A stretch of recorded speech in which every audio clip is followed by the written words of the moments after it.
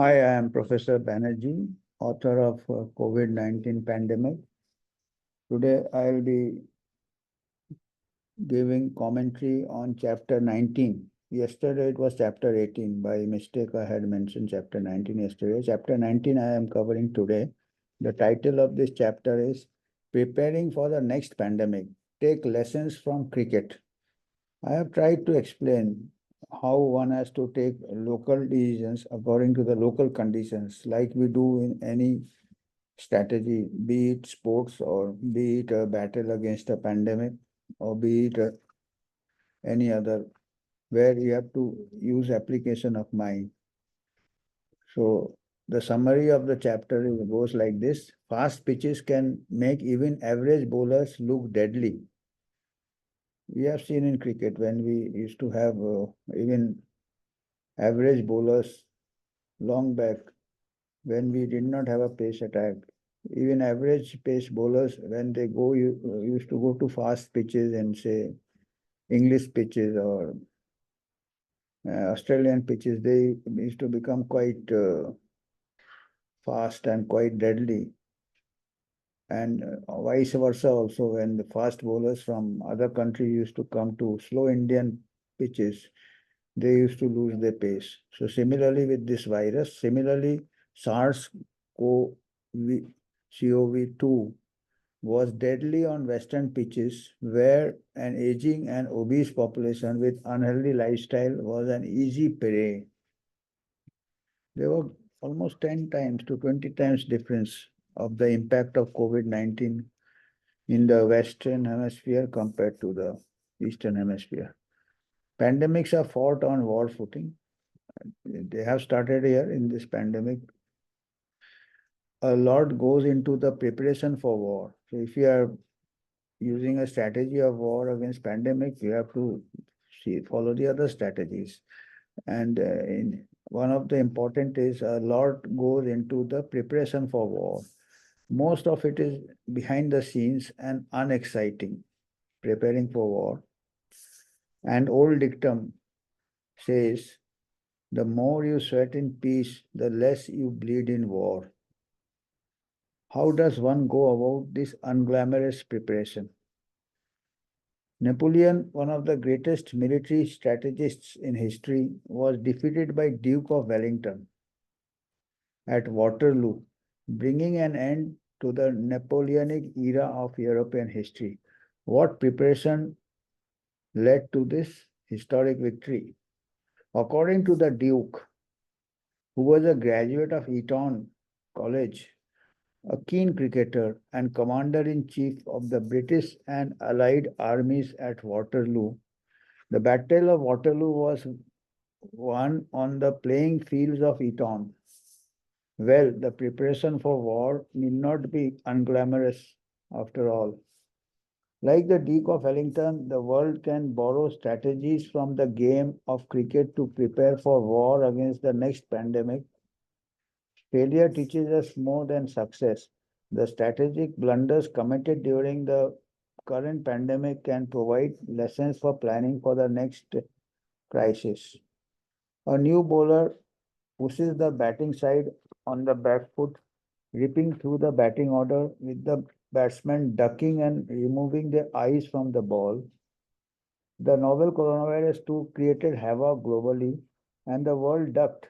In the chaos and anarchy, unprecedented measures were implemented, fracturing society and destroying the economy. The captains driving leading medical consensus took the eyes of the ball. In their haste and arrogance, they ignored the few feeble voices of empires who raised concerns we, that such measures were unconstitutional and violation of human rights.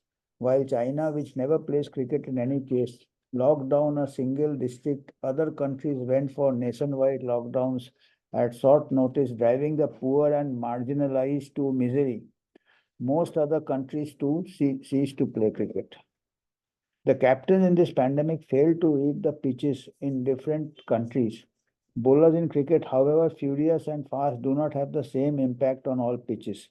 On English pitches, they may be fast and deadly, turning out to be more benign on slower Indian pitches. The virus too encountered different pitches at different places. Fast pitches can make even average bowlers appear deadly. Similarly, the novel coronavirus was deadly on western pitches, while much less so in African and Asian continents. Captains in different countries could have customized country specific strategies. They instead went for one size fits all restrictive and harsh measures. The novel virus ran through the aged population of the West, particularly the vulnerable in nursing homes. A large proportion of deaths occurred in people in their 80s with comorbidities.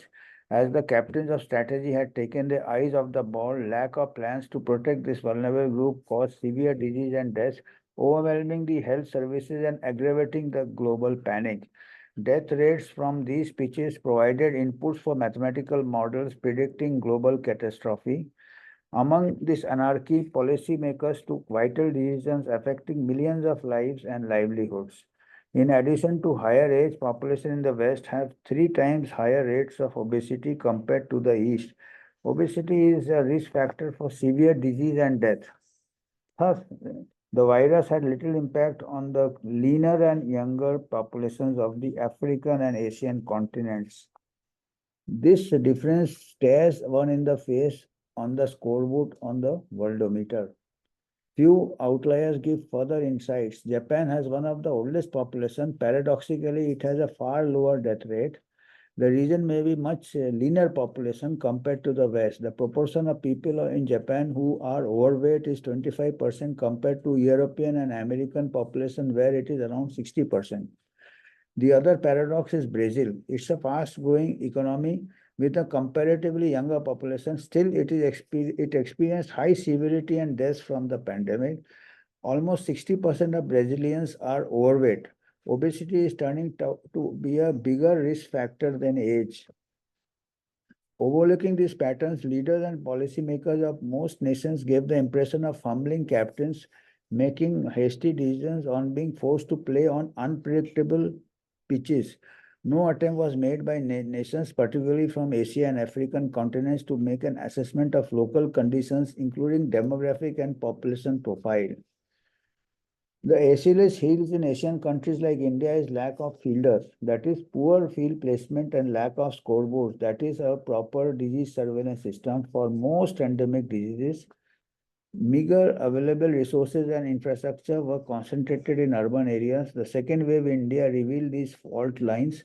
Rather than the lethality of the virus in India, the infection fatality rate from COVID-19 was far less than 0.1% compared to global figure of 0.3%. This limitation caused a large number of preventable deaths. Poor field placement, that is poor distribution of health services. How do we prepare for the future pandemics? The present pandemic indicates that lifestyle factors such as obesity are as important to reduce severity and deaths from acute communicable disease as they are for chronic diseases. This pandemic is a wake-up call not only for the Western countries but also for fast-growing economies in Asia and Africa, where unhealthy lifestyles are catching up fast. These factors damage the pitch and could again spell disaster in case of future emerging pathogens and pandemics. Development of vaccines takes time and do not offer foolproof protection as is becoming evident. Even with helmets and body guards, players may get injured due to lack of practice and damaged pitches. So you see, vaccine can be just like head guards or helmets or bodyguards, but that doesn't mean the player doesn't have to play well. In spite of that, player can get hurt in cricket. So similarly, if your obesity is not under control, your comorbidity is not in control, even with vaccine, your impact of viruses will be there. Countries like India have to improve its field placement. Long-term planning should address the rural-urban disparities in public health infrastructure. The state needs to invest more in public health. It also needs a good scoreboard, that is a disease surveillance and monitoring system. The COVID-19 template of monitoring and surveillance can be extended to our endemic communicable diseases such as dengue. Today only there was a news item that there are 10,000 cases of dengue in Bangalore. Bengaluru, Indian IT city. So we don't have data after April 2024, the data is not updated. So we do not have a good scoreboard and we have poor data of our endemic communicable disease like dengue, scrub typhus, typhoid, Japanese encephalitis, malaria and others. Now we are having Zika and chikungunya also. Private insurance and corporate models of healthcare, as is being increasingly adopted, involves an ever-increasing number of stakeholders with their own vested interests. A noble game like cricket fails from grace at times due to high stakes and incidents of match fixing. We need to insulate the noble profession from increasing conflicts of interest and a similar fate. And of course, Americans need to play a little cricket too, besides baseball. There are no pitches in baseball, which may perhaps explain the limited perspective of Americans' thought leaders in this pandemic, which acted as a bellwether for the world. American advisors, they just gave their recommendations through their hat, and the world followed them. Harsh measures like lockdown, social distancing. Later, they have to admit that there was no evidence for such measures. So this is all for today. That is when we are planning for the next pandemic, we have to take lessons from cricket, lessons from the battlefield, apply your thought depending on the application of mind, depending on the local conditions. Thank you. That's all for today.